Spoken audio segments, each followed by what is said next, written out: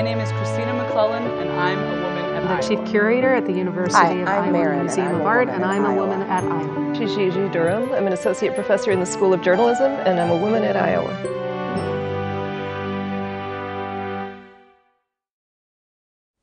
Welcome to the 4th season of Women at Iowa, a show that explores the work, experience, and history of women on the University of Iowa campus. I'm your host, Anna Bostwick Fleming, and today's episode features the 3 women who first started Women at Iowa back in 2008. They are Diana Harris, who is Manager of IT Communications in the College of Engineering, Renee Sueppel, who's Secretary for Fred Mims, and Kelly Johnson, who's a second-year medical student in the Carver College of Medicine. Thank you all so much for being here with us today. Thanks for inviting us. I got really excited when you said it was the 4th season. I think that's incredible. Yeah. So Women at Iowa is produced by the History Committee of the Council on the Status of Women, or CSW. So I'm curious, how did each of you first become involved with the council? I was on the council in the mid-90s, and then it died for a while, and when it was revived again in early 2000s, there were things to do, and I actually got on the council to work on helping the university respond to the sexual harassment survey and report that was done in 2004, but was actually brought to the council for work to be done in 2006. So I joined because I thought there was work to do. And I had applied as a graduate student in the 90s, but didn't make the cut. But then in 2004, I remember, I think David Scorton was the president then, and that's when they sent out the survey. And I took the survey, and I thought, if they're actually having a survey, if the CSW is doing the survey, they must be pretty serious about getting some work done on campus. So that a few months later, I applied, or maybe a year or two later, I applied, and then got in. I was an RA in my dorm room sophomore year, and I'd gotten the email, and I'd been looking for things to get involved in, and applied for that. And so I came on the student membership, and I remember the first day going to the CSW meeting. I think, are they still on the top floor of the Bell and Blank Center? Not anymore. Not anymore, yeah. But they were, and it was really crazy because you would go up there, and I had never been to the top floor, and it was like this secret society of all these, like there were heads of departments and lawyers and physicians and these women, and it was kind of intimidating, but it was exciting. I felt like I was a part of something a lot bigger. Now the History Committee, which produces Women at Iowa, that's actually a fairly new thing, and you actually started it, Diana? I did, because when I got back on the council, I recognized that much of the work that had been done historically by the council was available only in the Iowa Women's Archives, and we know that there are not enough people going to the archives to read the material there. So I formed a committee to do the work of making copies of those reports available on the CSW website, and got the website redesigned and all those reports put out there. And then we needed to do something else. And when did the two of you become involved with the History Committee? Well, yeah, go ahead. Our years get confused. 2006-07, I think, I got on. And we joined Diana's committee, and she was actually chair of CSW. So they, by default, they named me chair of the committee because she was too busy with school. And we first started talking about a timeline and the webpage. To the website. Yeah, improvements to the website. And lo and behold, Kelly came up with a question.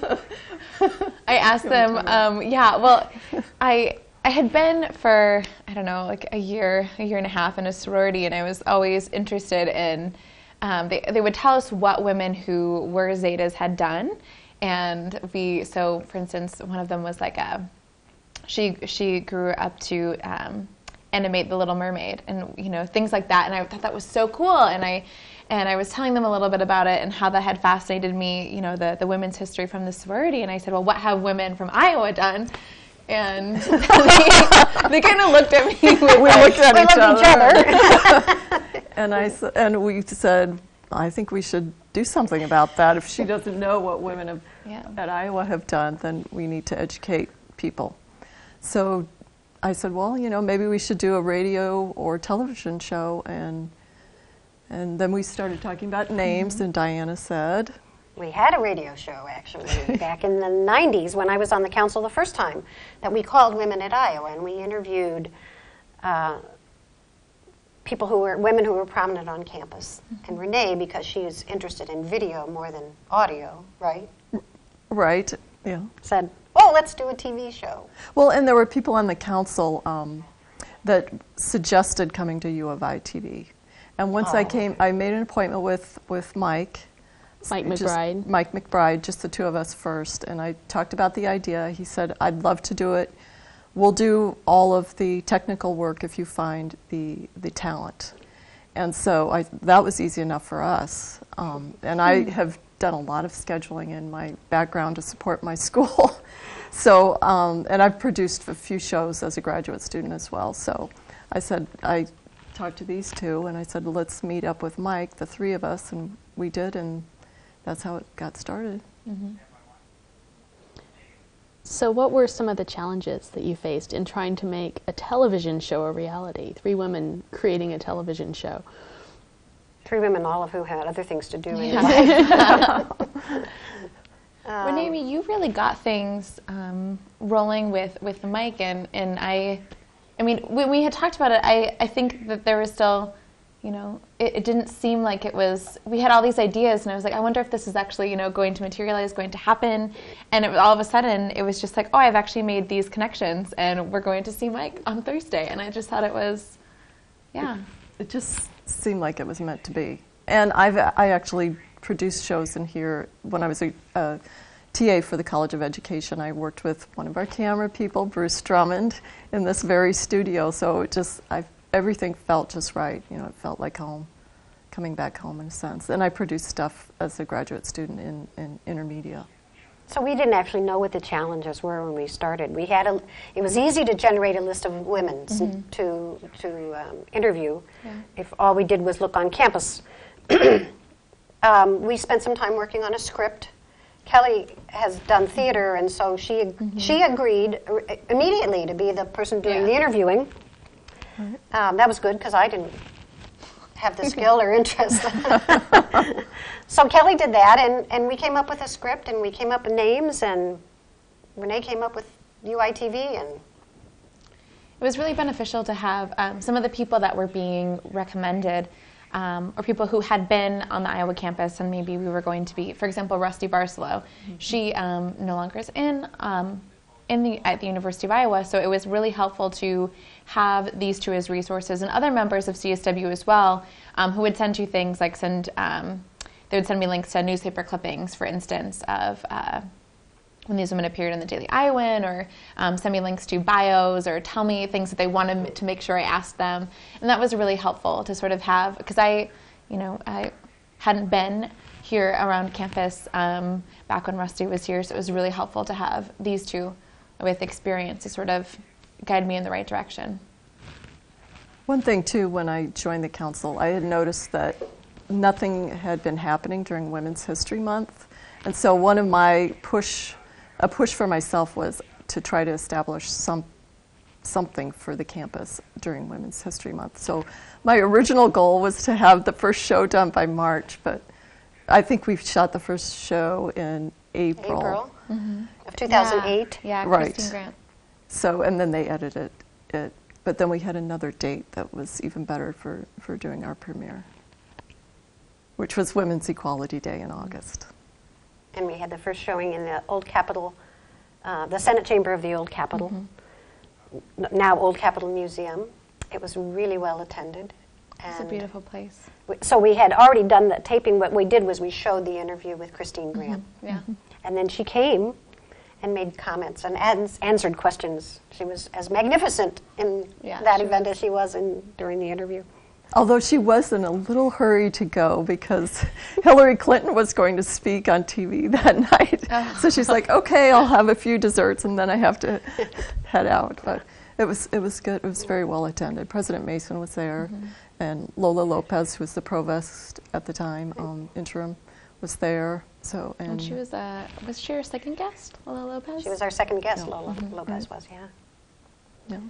So at what point in this process, Kelly, did you feel like you got your answer to what have women at Iowa done? I mean, I feel like it was a continuing process. There were always, we always had a new list that was continuing, and everybody the Her Story Committee greatly expanded, and it became, I think, well, biased, but I think one of the really active branches of CSW were more revitalized, doing something new, and it drew a lot of people. So it went from having the three of us who put our names down on the Her Story Committee list that first meeting that I was at, to about 10 more people, and everybody had somebody else that they wanted to interview.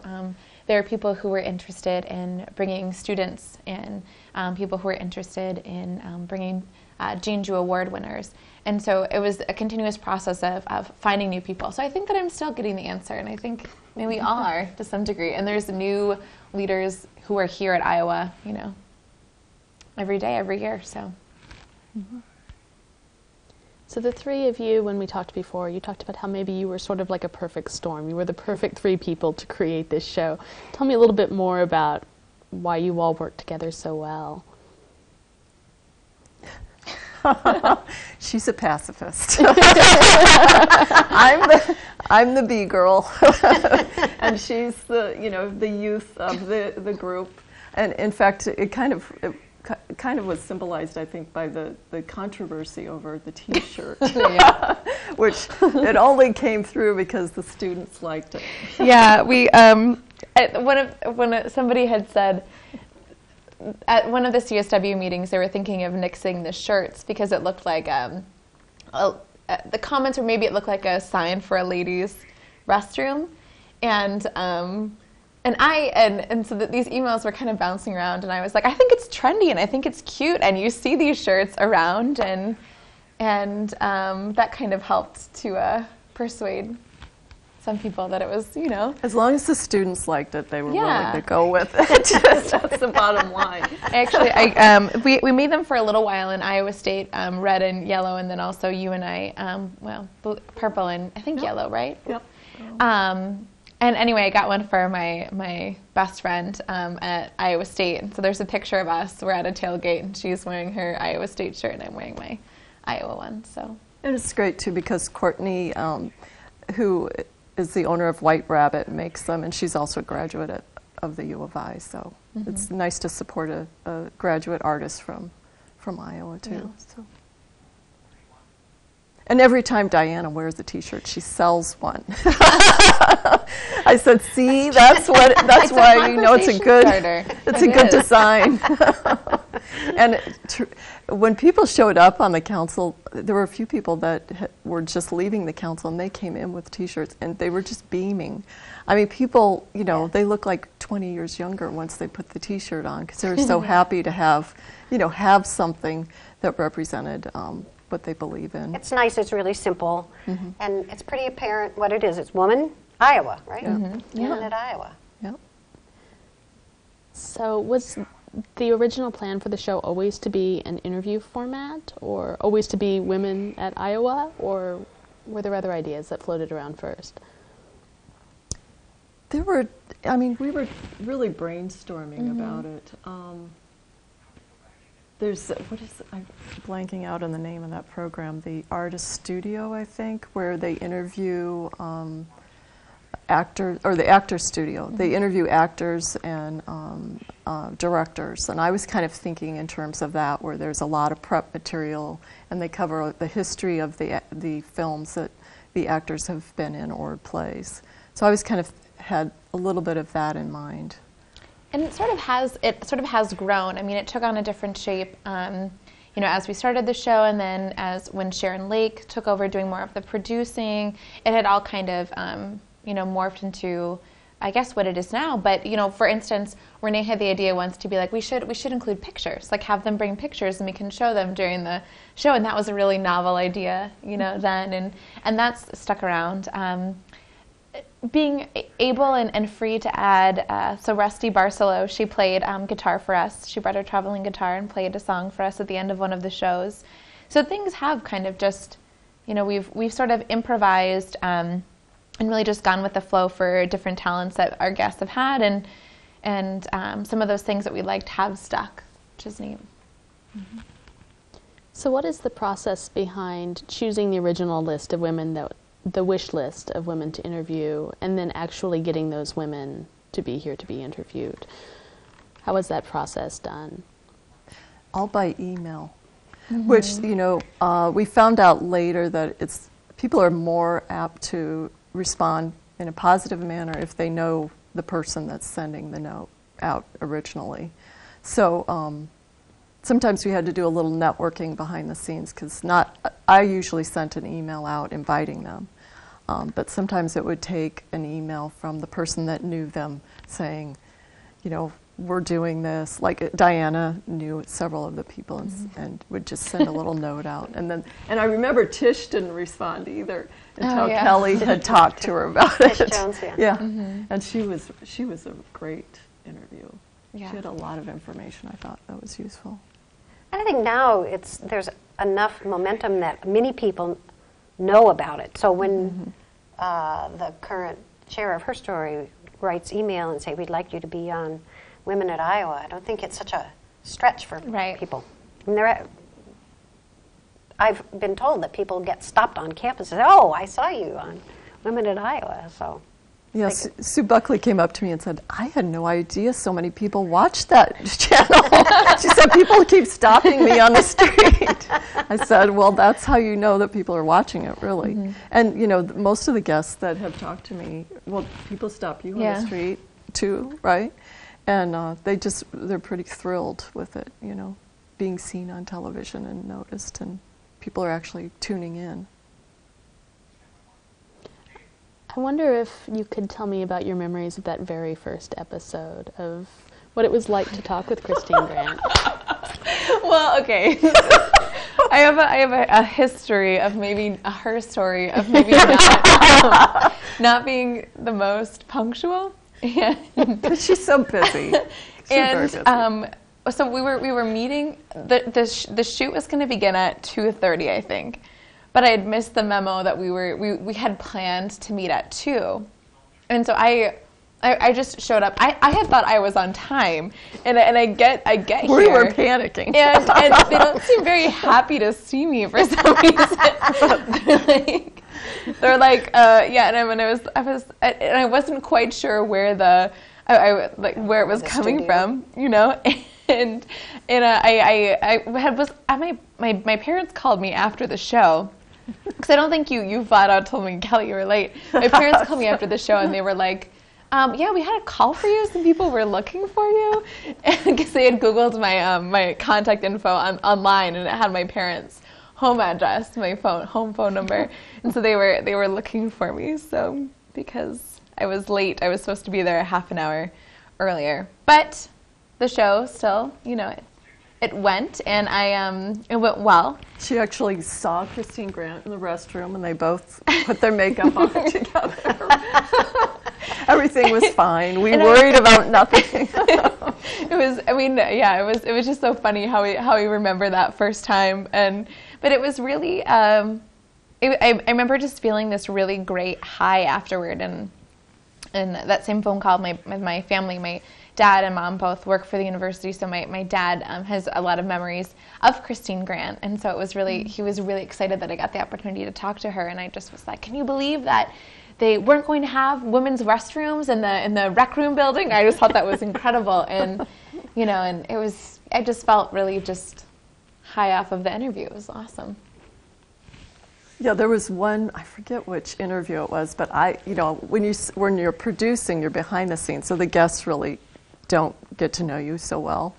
And I came out and I just gave one of the guests a hug, and she kind of looks at me, because it was like her whole interview just seemed perfect, and Kelly is just a natural at it, so it was like, they hit on really good points. Who was that? It was, I'm blanking out right now. I should have reviewed that, but was one of the artists. Isabel? Yes. Lisa? Yeah. She was one of my favorites. Yes. I still have, she gave me a piece of her, I think it's called Infinity, one of her works. What she does is she takes a lot of cheap bound books, and she's interested in how like these dollar romance novels, they can just get like tossed aside or end up in a used bookstore or shredded, and she's really interested in making them kind of alive again. So she coats them in wax, and she does art installations and sculptures. And so she had made these little flowers from a book that she'd kind of push to the side so the pages kind of curved over, and then she cut it up like a slice of bread and then used them to make like little buds and flowers. So she gave me a piece, and I still have it. So that was cool. So there are perks. So you started this episode, Kelly, by marveling at the fact that we're in the 4th season. Yeah. I'm wondering, looking back over those 4 seasons, how do you feel like people have received the show? Mostly well. Mostly well. So we had, you want to talk about your idea for the Women's History So Women's History Month, like 10 minutes before our story meeting was going to end, I said, well, I know we've covered a lot, but I really think we should do something for Women's History Month. And we have 10 minutes left in the meeting. Do you think we can talk about this? So everybody's like, we had done a lot of work that year. We had done like 10 episodes or something, or 8 episodes already. And then we did Homecoming, and we did the premiere, which was a lot of work organizing that. And so then, we've done all that. And I said, but I think we should do something for Women's History Month.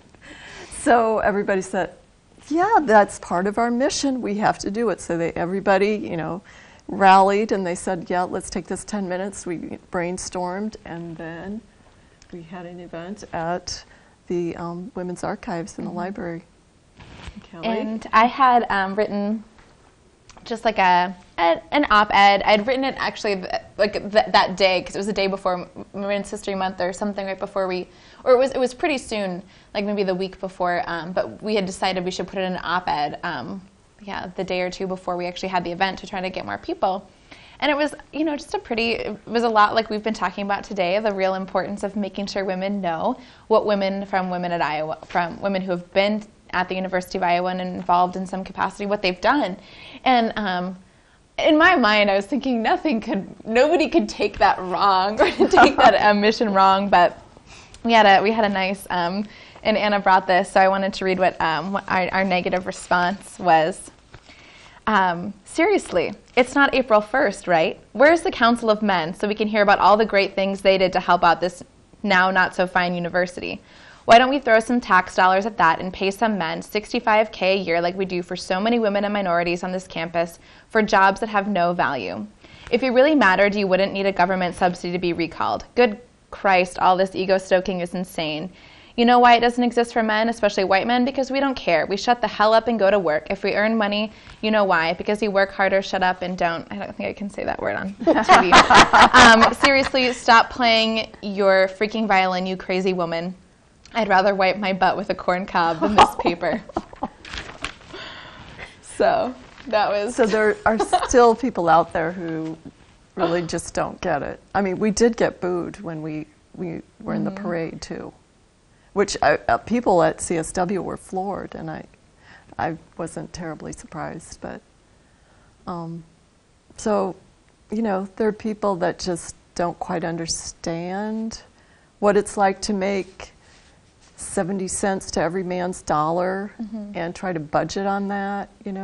It's, I don't know. People just don't quite get it yet. Still, I did want to. One thing that came out of this, and they know him now as Brother Bear, but that's his name when he posted it. My brother was in Brazil when this happened. My parents sent him a link to the article, and he read that.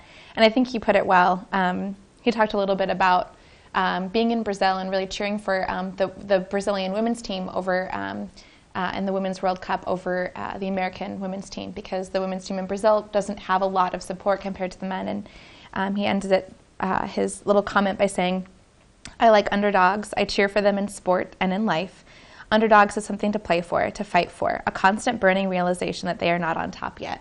And I think that's really fitting. And, it made me really happy that, he was there to be supportive of me and be supportive of the show. And I think as a man, really showing that it's in everybody's interest to remember women's history. It's not just our interest. It's we have a lot of men who make the show work and, who tune in and pay attention to the show. And, there's a realization that we all need to be able to keep our history alive. That's right. We have a man behind the camera and one directing the show back there. So. Thank you, Bruce and Mike. So the critic says, well, why no council on the status of men? Why is there a council only for women? You have a wonderful pulpit here from which to answer that question here. So how do you answer that question? Diane, you want? Why are you asking? Why are you looking at me? The Council on the Status of Women was started in, let's see, it's 40 years old now? I think it's something like that. May Brodbeck started the council. And the situation then is not a great deal different than it is now. Women are not always valued, not always listened to, not always taken seriously as men in similar situations. And I think a part of what a program like Women at Iowa does, in the same way that that African Americans need their heroes and heroines to be visible, is it makes women recognize other women who they might not know or they might have heard of, recognize publicly what the contributions have been. And so until we're all equally considered contributors, I think we're going to need councils for all kinds of things. Mm-hmm. Definitely. Yeah, I think, too, what really made it prevalent for me is when Gloria Steinem wrote her essay or op-ed for the New York Times supporting Hillary Clinton in the presidential campaign, there were people that were saying, "Oh, Hillary needs to go home," I think they were asking her if she ironed her own clothes or something. And she basically said to understand how our culture treats women candidates as opposed to people of a different race, like Obama. She said no one would ever ask President Obama or candidate Obama if he had shined his own shoes. That would be, just unheard of. It would be inappropriate. But somehow it was appropriate for people to ask her if she ironed her own clothes. So I think when you understand the difference between how race is treated and how men and women are treated in that circumstance, you can kind of understand that people just don't understand how women are treated differently. There was, when we had all gotten together for our meeting, we had talked about a little bit about the Hillary Clinton campaign, and because there's Hillary Clinton and Sarah Palin, who in this last election were, pretty big figures, for women, and there were just a couple of moments that even, I kind of I was sort of set aback. There was a town hall meeting for the McCain campaign, and someone asked, "What are we going to do about the," again, word I can't say, the B word, and he didn't take that as an opportunity to say, she's a fellow senator. She is another candidate, but he just launched into what he was going to do to, make sure they beat Hillary Clinton. And I don't think it's just negative activity against Democrats. There was even people portraying Sarah Palin as just a pair of red lips on posters and signs. I thought that was completely inappropriate. I think that. And did you ran into Tish at the caucus? I did. I ran into Tish at kind of the Democratic caucus. She was one of our. Tish Jones was on our show.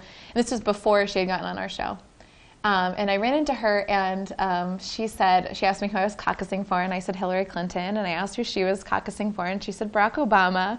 Or no, at first I thought she seemed really interested, and she was engaging me on Hillary Clinton. I was like, oh, is that who you're caucusing for? And she said, no, honey, I'm caucusing for Barack Obama. I've waited my entire life to have a black president, and I'm sure you've waited your entire life to have a woman president. And I was like, yeah. Still waiting. So, yeah. Still waiting. But and it was just a very sweet moment. And she said, I know why that idea appeals a lot to you. And I think that because she was very excited about having the chance to support now President Obama. We talked before about how you three were the perfect storm for creating this series. One of the things you all talked about was being different generations of feminists and being from different perspectives on campus, students versus staff. I'm curious, how did that play out in terms of being a benefit for you all?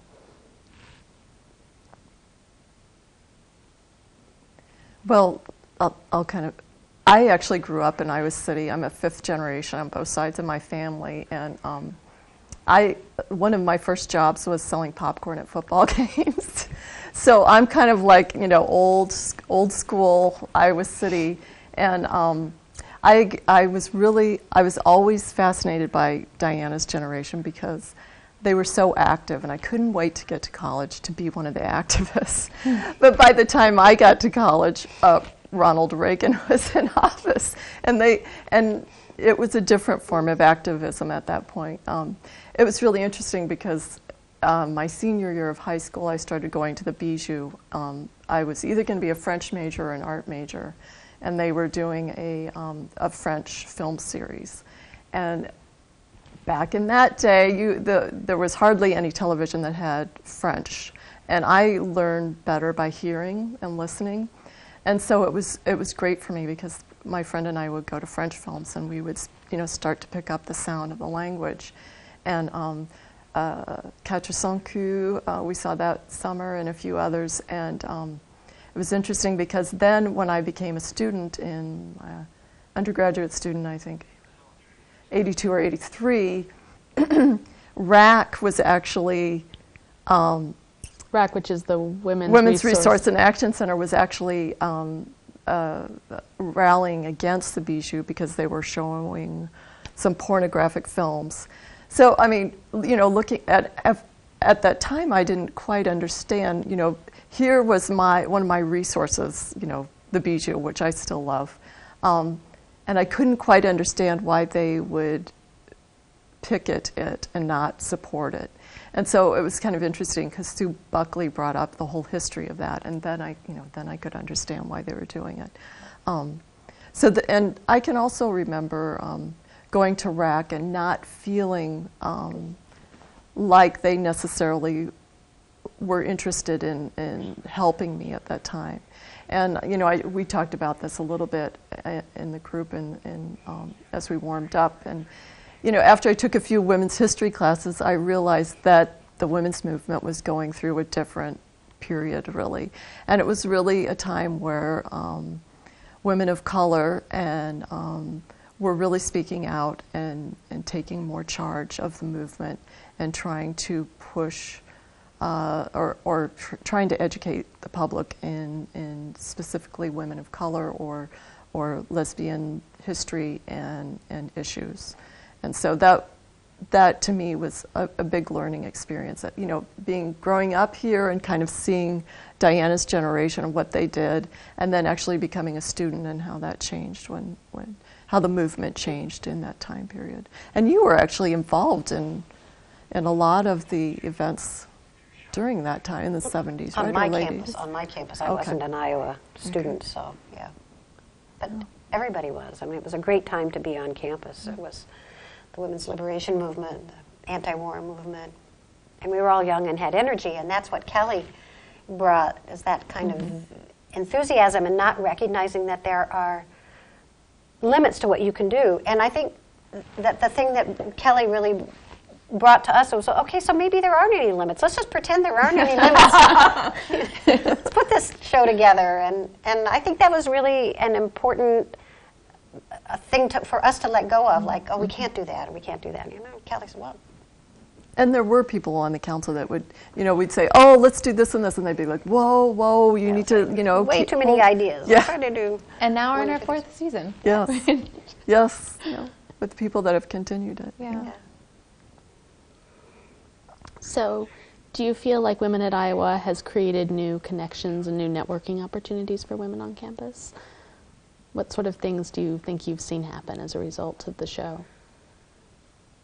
I know that I obviously loved whenever we had the celebrations, whether it was our first, The premiere.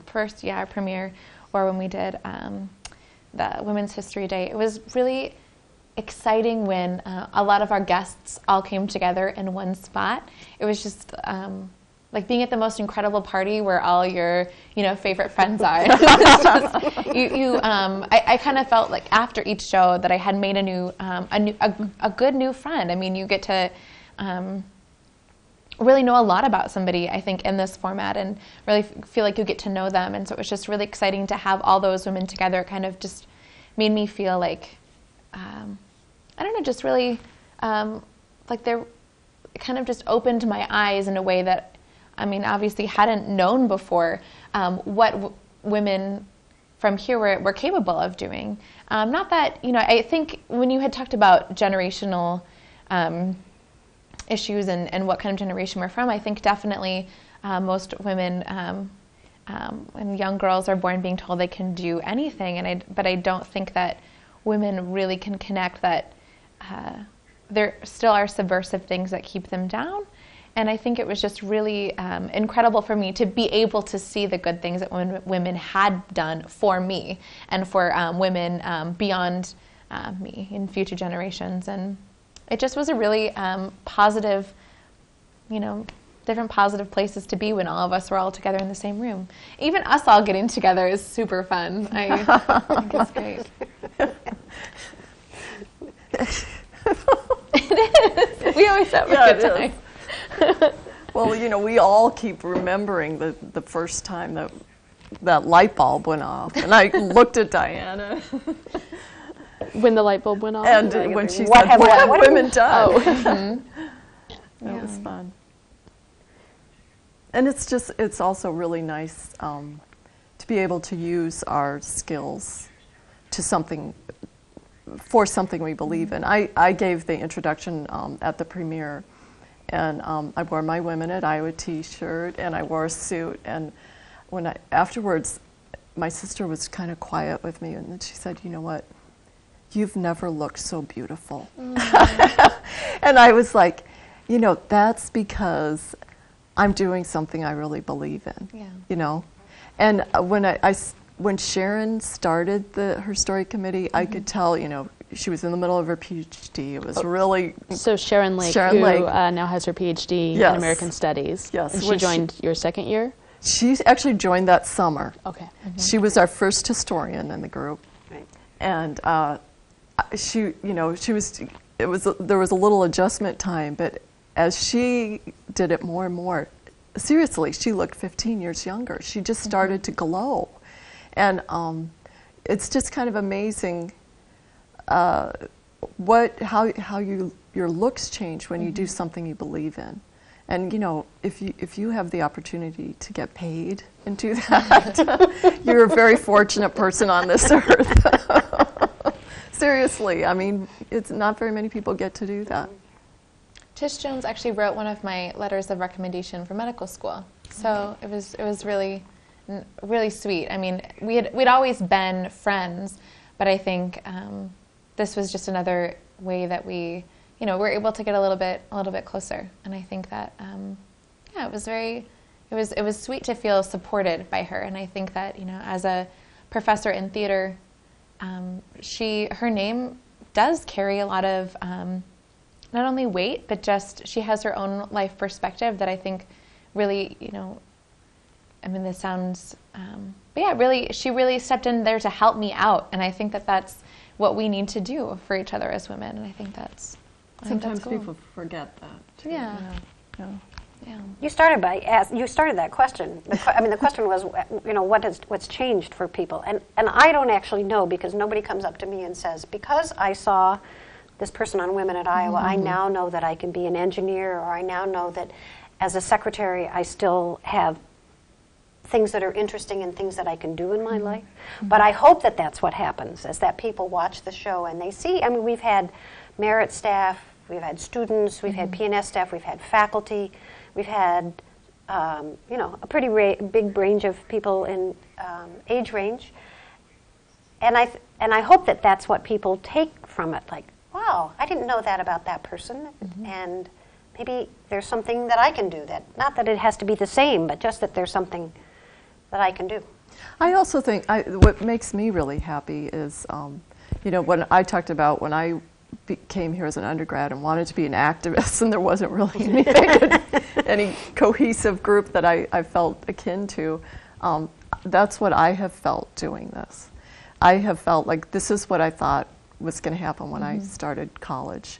And for me to be a part of that and give her the opportunity as an undergrad to be a part of something that I thought I was going to have and didn't is really important to me. And then I think, it's just gotten bigger and bigger. It's like the drop in water, how it ripples, that ripple effect, because you're here and, Bruce is back behind the camera and all these people that have done, been a part of this, if we hadn't started it, if it hadn't have started up, their experience at Iowa would have been different. And I don't know if it would have been as enriching. At least it wouldn't have been for me. And I've always felt really well cared for by this group, and especially that you guys care that, care that not only just me, but you said earlier too, wanting to make sure that women at Iowa, that you sort of leave them with something, and I think that that's really, really special. I feel like it's very generous on, I guess all of our behalfs. And our guests. Yeah. So, Diana, I know that you're still active as a producer for the series. I am. And the two of you are still involved, but you've mostly moved on to other things. From those different perspectives, what do you hope for the future of the show? Well, I hope we just keep going, and that we always have the energy. There's always a group of people that has the energy to keep the group going. We will not run out of people to interview. That's not a problem. The problem is that, and it's not yet a problem, and I hope it's never a problem, finding people who will work on the committee and do the work of contacting people and suggesting people and trying new things like this. We haven't ever really done a kind of panel quite like this. And, maybe it works. Maybe we want to do it for other topics, or maybe not. So, just, that it continues. That's what I hope for it.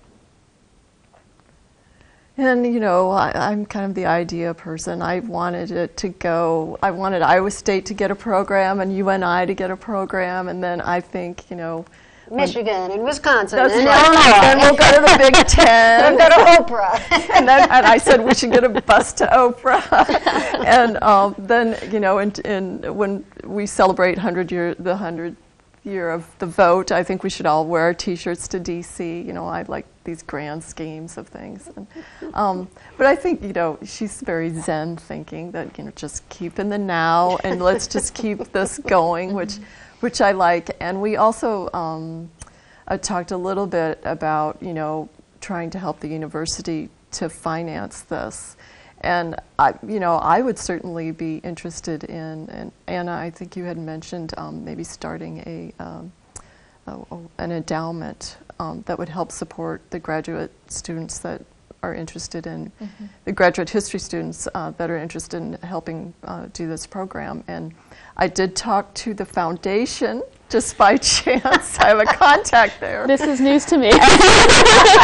And they would love to talk to us about it. So if there are people that, I really think right now I am a single woman, although who knows? Who knows what will happen? But anyway, as a single woman who's a graduate of Iowa, I would certainly love to, contribute funds to support women at Iowa. And I think, most people that have been on the show or that are interested in the show would be happy to give some support. So I'm looking forward to maybe another meeting. All of us can meet with the foundation crew and maybe get that started. Yeah, I can't say it any better. I mean, just, Yeah, just try to top that. I think that this is always, how it's been, and what I've really liked is really the big ideas, because without them we wouldn't have a show. And Diana always trying to keep us mindful of what is our current goal. This was really the dynamic that we worked with, and then I'm just up for anything. It was the perfect storm again. The perfect storm. We all just kind of balanced each other out. I really do hope that it continues. I think that would be incredible. And it'd be fun to have reunions once a year. Of the guests? Of all the guests, or anybody that wants to as go. you The could. guests and the hosts. That could be an alumni event of sorts, and share the stories and the history over and over again. Well, it's a long-standing tradition at Women at Iowa, and maybe you started this tradition, Kelly. I'm actually not sure. To ask all of our guests to recommend a book. Oh my that'll tell gosh! us Yeah. a little bit more about their perspectives. So I'm wondering, what Did you books come would you prepared? recommend? Well, yes, of course I came prepared. Well, why don't you? We'll you start on start. that. Well, end. you're the one that actually brought the book, so let's start with you. Well, I did bring two. One is more a historical book that I've read almost every year since the 80s. And this is Ann Truitt's daybook, The Journal of an Artist, and she's a sculptor. And what she did is she just started writing every day about her process, and it just helped me as an artist in reading it. And you don't have to read a whole chapter. It's pretty light, but it's also very very thoughtful, very meditative about her work and her process. So that is my number one book that I'd recommend. And then pretty much anything from Gerda Lerner. This is her story group, when I parted, gave me one of her books, and I am very fascinated with her history and just her vigor. I would describe it as she just has a spirit that really pushes people even beyond their limited thinking. So I would list those two. I panicked, but I came up with one.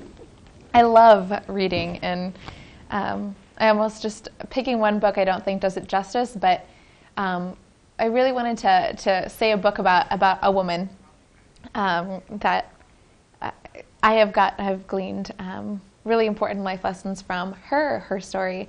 And I'm a really big Golden Girls fan. I don't know if you guys have seen that show. I hope so. It's so good. And all of those women have really interesting life stories. And I read and absolutely loved Rue McClanahan's autobiography after she passed away. And she had written a couple years before her death, and it's called My First 5 Husbands and the Ones That Got Away. And by the name of the title, she sounds a lot like her character Blanche, like really, sort of it makes her sound like kind of floozy. But when you read the book, it's incredible. It goes into, and I read it at a very good time in my life. I read it as, my first time, really just being on my own. And it's about, she lives her life. She was a teenage mom, still trying to achieve her dreams, being an actress, and then also really trying to find, she found herself in these continual relationships with a man because she sort of felt this like old world feeling that she needed to have a husband, and then this sort of newer feeling that she's able to do things on her own. And then she kind of fought with that back and forth until she met the love of her life. And I think in her late 40s, early 50s, and really sort of kind of coming to a place of this is what it's supposed to be like. And I just have loved that book. And yeah, it really helped me, gain the perspective of just another, just her sort of tips for life. And it's really written for women of any age, and I highly recommend it. So, the book I point to a lot is a book by Jill Bolte Taylor called My Stroke of Insight. She's a brain surgeon who had a stroke, and she describes in the book what happens during her stroke because she understands the brain physiology. And what I like about it is that she says over and over again that what happens when your left and your right brain don't communicate in their normal ways, you recognize that everything really is connected. And it's this left-right brain that, especially the left brain, that just defines things. But she recognized in that whole process that really everything is connected. Everything is one. She talks about falling into the shower and not knowing where the wall was. Wow. And at the end of the book, she talks about things that you can do to keep that sense of the connections that exist alive in your life. That I think is pretty wonderful. Yeah. Well, I think we have just a few minutes remaining. I wonder if you could each tell me briefly, as a woman at Iowa, what advice do you give to other women at Iowa? I think just stay connected and treat other women with respect. I think women of my generation, unfortunately, can sort of take on that mean girl persona and putting other women down. But we're all sisters, and I think that that's important to recognize. That we need to work together, especially if we want to be respected. Especially times that we haven't felt respected by men. If we want that respect, we need to respect each other, and I think that's really important. So just maintain those connections. I think, and for younger women, it's easy sometimes to forget about your good girl friendships, and I think just to make sure those are alive and strong, because we're really lucky that we have each other. I say follow your dreams. They might, you might be like a sailboat. You might have to go this way and that way for a while. But, just if you hold on to the things that mean something to you, you'll get to be an activist and support them in some way. And I would say acknowledge and honor everyone. Everybody has a story. Everybody has done something fantastic. It's hard sometimes to see that in yourself, and much easier to see it as you talk to other people. So just recognize that that's a part of everybody, male and female, and allow that to be a part of how you approach somebody. Well, on that note, thank you so much, all of you, for being here with us today. Thank you. Thank you. And thank you for joining us for another episode of Women at Iowa.